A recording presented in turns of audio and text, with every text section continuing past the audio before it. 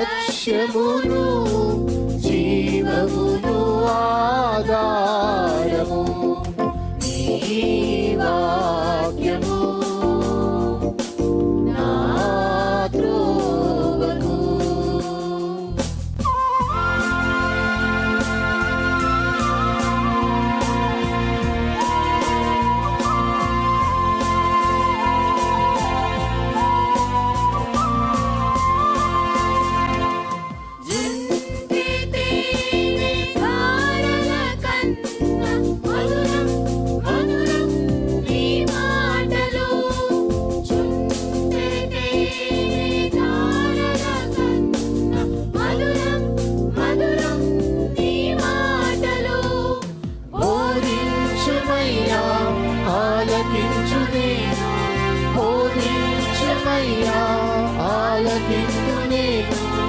అనుసరింతునయ్యా ఆత్మశక్తితో, అనుసరింతునయ్యా.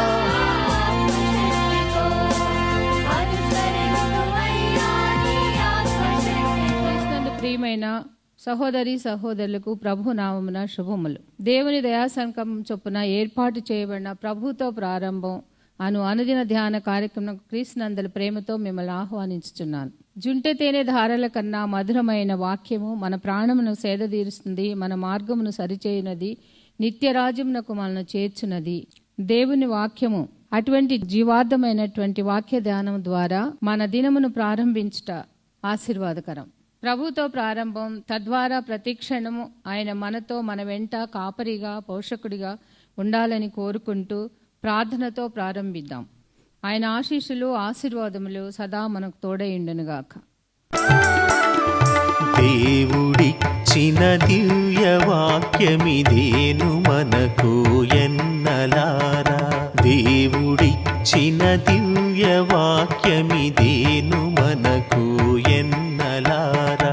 భావశుద్ధిని జేయు ఘన శుభవర్తమానము దీని పేరు, దేవుడిచ్చిన దివ్య వాక్యమిదేను మనకు ఎన్నలారా.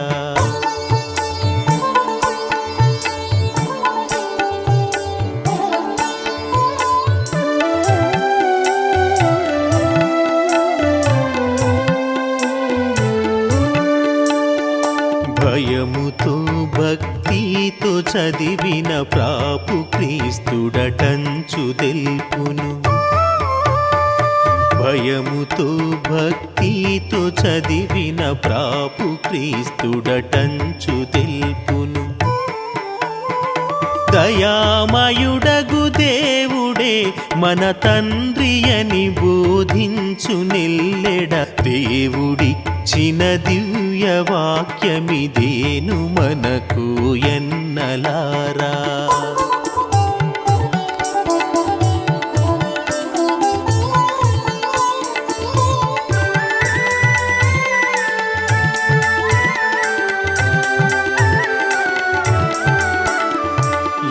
సుమంగళ దివ్య వాక్యమునిప్పుడే మీరనుసరించుడు,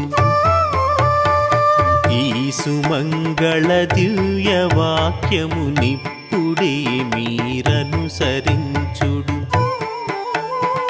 దోషములు నెడబాసి మోక్షపు ద్రోవగోరిన వారలెల్లరు, దేవుడిచ్చిన దివ్య వాక్యమిదేను మనకు ఎన్నలారా.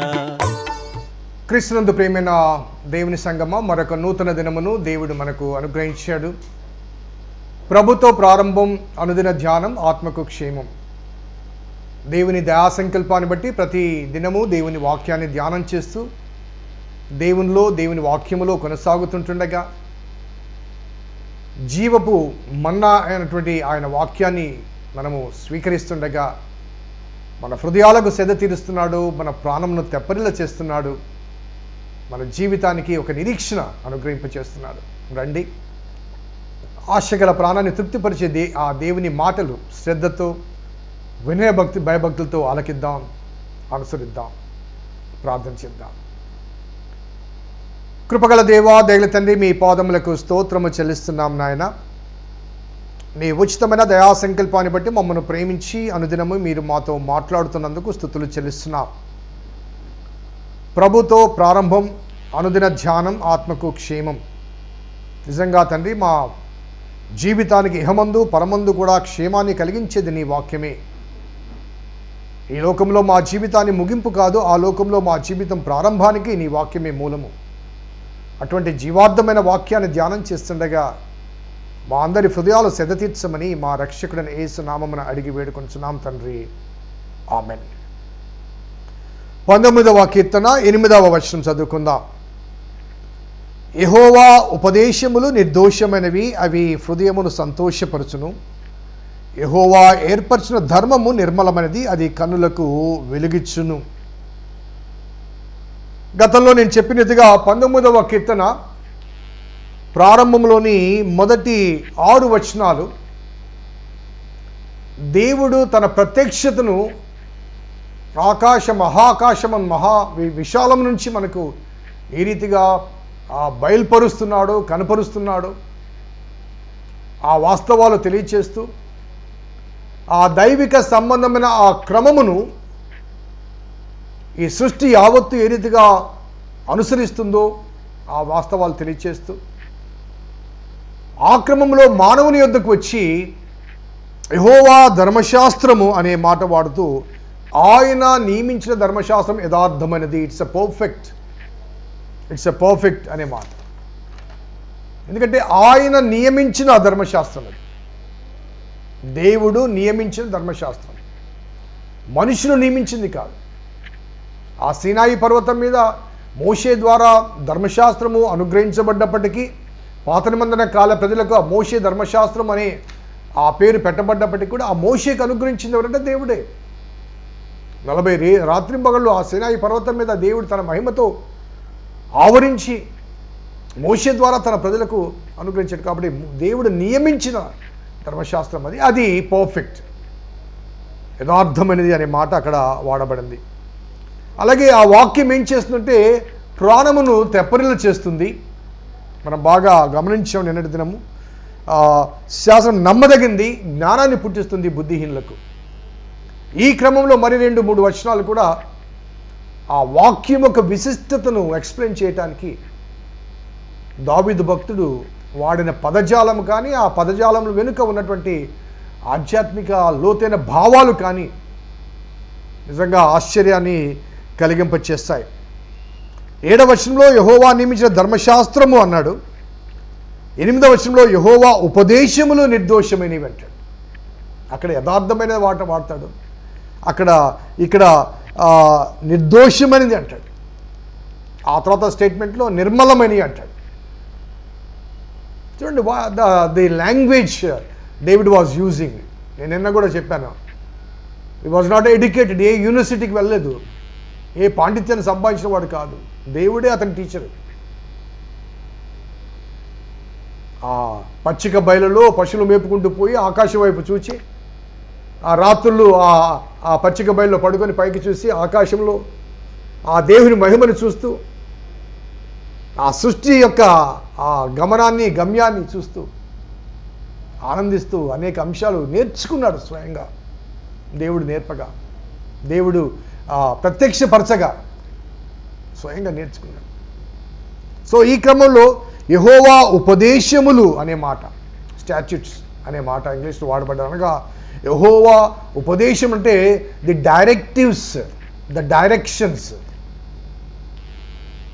దేవుని ఉపదేశములు నిర్దోషం అనగా ఆ డైరెక్టివ్స్ కానీ లేకపోతే డైరెక్షన్స్ కానీ స్ట్రైట్ ఫార్వర్డ్ అనే పండితులు ఆ భావాన్ని తీసుకొస్తారు.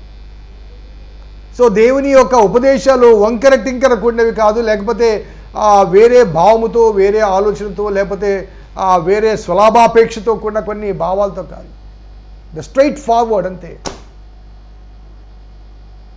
ఆ చెప్పే మాటలు కూడా ఏదో అటు ఇటు తిప్పుకుంటూ కలుపుకుంటూ చెప్పాలా వద్దా, చెబితే బాధపడతారేమో ఇలా కాదు, straight forward. So directional, Jehovah ఉపదేశం అనగా they are directional and direct speech. ఎవరితో మాట్లాడినా కానీ వారు ఎటువంటి వారైనప్పటికీ కూడా గాడ్ స్పీక్స్ డైరెక్ట్లీ. డైరెక్షనల్ అనగా మార్గసూచికలు, అలాగే ముక్కుసూటిగా చెప్పే మాటలు. కాబట్టి అవి నిర్దోషమైనవి అనగా దోషరహితమైనవి. యెహోవా మాటలు నిర్దోషమైనవి, దోషరహితమైనవి. అవి హృదయమును సంతోషపరచును. ఒక చిన్న ఎగ్జాంపుల్ చెప్తాను. మనకేదైనా బలహీనత కలిగినప్పుడు వైద్యుల దగ్గరికి వెళ్తాం. సో వైద్యులు మనకు ప్రిస్క్రిప్షన్ ఇస్తారు, ఈ మెడిసిన్స్ వాడాలి అని చెప్తారు. దాంతోపాటుగా ఈ అలవాట్లు మానుకోవాలి అంటారు, లేకపోతే ఈ అలవాట్లు కొత్తగా అలవర్చుకోవాలి అంటారు. So they directors. సో ఆ డైరెక్షన్స్లో మనం పోతున్నప్పుడు, అనగా ఆ వైద్యుడి ద్వారా మనము చికిత్స కొరకు పోయినప్పుడు, ఆ వైద్యుడి ఇచ్చిన ఆ డైరెక్షన్స్ మనం పాటించినప్పుడు ఆరోగ్యం మెరుగుపడుతుంది. అలా డైరెక్టర్ ఆ వైద్యం దగ్గరికి వెళ్లకుండా ఉన్నా, లేకపోతే వారు అనుగ్రహించిన ఆ ప్రిస్క్రిప్షన్ ప్రకారం మనము కొనసాగకపోయినా కానీ ఆరోగ్యం క్షీణిస్తుంది. కాబట్టి God is a heavenly physician. His prescription for the human being, పాపమనే జాడ్యములో, పాపమనే రోగములో, పాపమనే బలహీనతలో ఉన్న ఆ మనిషికి దేవుని వాక్యమట ఒక ప్రిస్క్రిప్షన్ లాంటిది. ఆ వాక్యంలో నీ ప్రతి సమస్యకు జవాబు దొరుకుతుంది. ఆ వాక్యంలో నీ ప్రతి రోగానికి జవాబు దొరుకుతుంది, మందు దొరుకుతుంది. ఆ వాక్యము ప్రతి సమస్యలో, ప్రతి సందర్భంలో, ప్రతి ఒడిదుడుకుల్లో కూడా నీతో మాట్లాడుతుంది, నీకు డైరెక్షన్ ఇస్తుంది. ఎప్పుడన్నా భావించావా నీ జీవన పోరాటంలో, జీవిత సమస్యల్లో మరి అల్లాడుతున్నప్పుడు ఏమి చేయాలని దిక్కుతోచిన పరిస్థితుల్లో దేవుని వాక్యం ఇచ్చే సూచనలు, దేవుని వాక్యం ఇచ్చే డైరెక్షన్స్. ఆ డైరెక్షన్స్ అట హృదయాన్ని సంతోషపరుస్తానగా, ఏ సమస్యతో బాధపడుతున్నావో, ఏ కష్టంతో బాధపడుతున్నావో, ఏ వేదనతో బాధపడుతున్నావో, ఎటువంటి ఇబ్బందులు నువ్వు ఉన్నావో, ఎప్పుడైతే ఆ వాక్యం అనేది నీకు ఆ పరిష్కార సూచన ఇస్తుందో అప్పుడు నీ హృదయంలో రిలీఫ్ ఇస్తుంది, ఆనందం కలిగించేస్తుంది. సో దేవుని వాక్యము అది. 119వ కీర్తన 105వ వచనం మనకు బాగా గుర్తుండాలి. నీ వాక్యము నా పాదములకు దీపము, నా త్రోవకు వెలుగై ఉన్నది. అనగా it is something like a torch in the darkness. తన చుట్టూ ఉండే చీకటి ప్రపంచంలో ఆ టార్చ్ చేసినప్పుడు ఆ వేసిన చోట ఆ వెలుగు ఎలా ఉంటుందో ఆ వెలుగులో అడుగు వేసుకుంటూ వెళ్ళే రీతిగా ఈ భయంకరమైన చీకటి ప్రపంచంలో దేవుని వాక్యం ఒక టార్చ్ లాంటిది. నా పాదములకు దీపము, నా త్రోవకు వెలుగై ఉన్నది. So it directs me. That light directs me to the right path, into the right path. What a beautiful quotes from the hand of the writings of David. చాలా ఆశ్చర్యాన్ని కలిగించే అంశం. సో 7వ వచనంలో యెహోవా వాక్యము అది తెప్పరిల్లు, అనగా it makes us to convert అనే మాట. తెప్పరిల్లు చేయడం మాటకు అర్థం ఏంటంటే conversion. It makes us, it's leads us into the conversion. ఎప్పుడైతే మారు మనసు పొందామో ఆ మారు మనసు పొందిన వెంటనే ఆ వాక్యము సరైన మార్గంలో నడిపిస్తుంది. డైరెక్టివ్. ఫస్ట్ కన్వర్షన్, మార్పు తెప్పరిల్లు చేస్తుంది.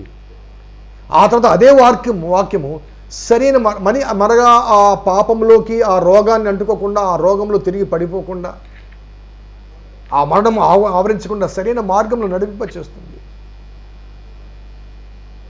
It not only converts us, but also it directs us in a right way, in a right path, right direction. So యెహోవా ఉపదేశములు అనే మాట వాడతాడు ఇక్కడ. ఉపదేశములు. ప్రతి వారం మనము దేవుని ఉపదేశాలు వింటున్నాం కదండి. ఎంతవరకు ఆ ఉపదేశాలు మన వ్యక్తిగత జీవితానికి అన్వయించుకొని వాటి ప్రకారం జీవిస్తున్నామో ఒకసారి సెల్ఫ్ ఎవాల్యుయేషన్ చేసుకోవాలి. సో ఇమ్మీడియట్గా నెక్స్ట్ స్టేట్మెంట్ చూడండి. యెహోవా ఏర్పరిచిన ధర్మము నిర్మలమైనది. అక్కడ నిర్దోషమైంది అన్నాడు, ఇక్కడ నిర్మలమైనది అంటాడు. నిర్మలమైనది అంటే మలినము లేనిది, కల్తీ లేనిది, కలుషితము లేనిది.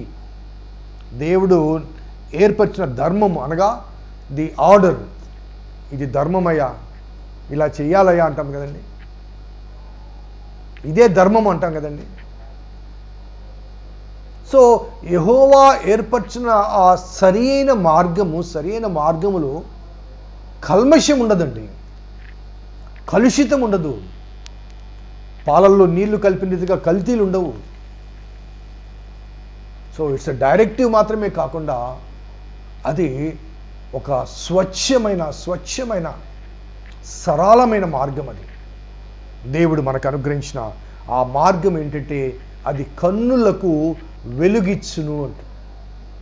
It brightens our sight. కొంత వయసు వచ్చేసరికి వైద్యుని దగ్గరికి వెళ్తాం, కళ్ళు మసగ్గా ఉన్నాయండి. ఆ వైద్యుడు కళ్ళల్లో లైట్ పెట్టి చూస్తాడు,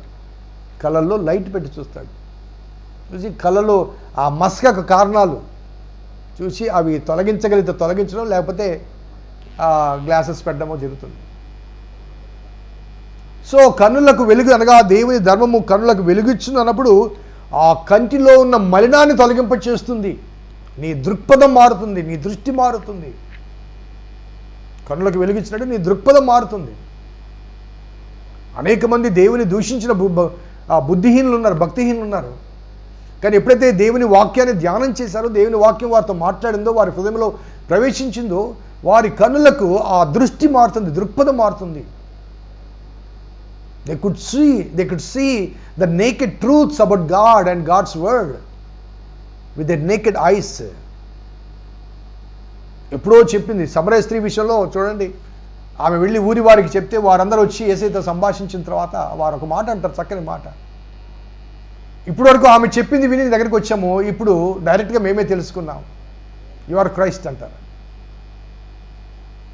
సో ఎవరో చెప్పడం కాదు, మనకు మనము తెలుసుకోవడం.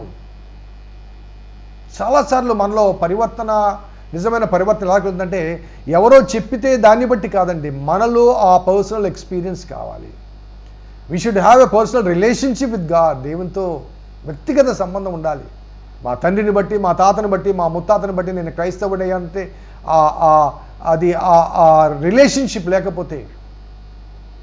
అందుకే నేను ఎప్పుడు చెప్తాను, రక్షణ అనేది వ్యక్తిగతం కానీ వారసత్వం కాదు. Not because of your parents or grand parents, but because of your own relationship. What you are with Christ, what you are in Christ, what Christ is in you, that's more important. అది చాలా ఆవశ్యకం. ఆ వాస్తవాన్ని గమనించకుండా వెళ్తూ ఉంటాం. కొన్నిసార్లు ఆ మసక కొంతకాలానికి దూలంగా మారుతుంది. ఆ దూలం మన కంట్లో ఉంచుకొని ఎదుటివాడి కంట్లో నలుసును తీయడానికి ప్రయత్నం చేస్తూ ఉంటాం.